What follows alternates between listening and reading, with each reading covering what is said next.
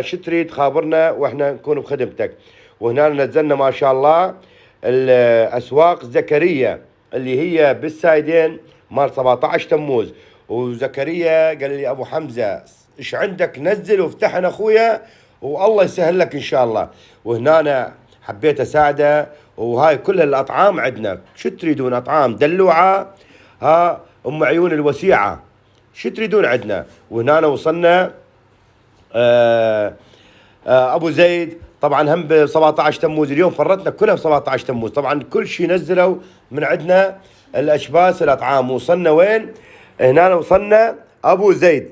ابو زيد طبعا اخر 17 تموز، فرع العريض على اليسار تطلعون عليه محله مبين. وهنا وصلنا وين؟ ابو عمران اللي هو بشارع فاروق. ونزلنا له كل المنتوجات مالنا شركه ابها طبعا.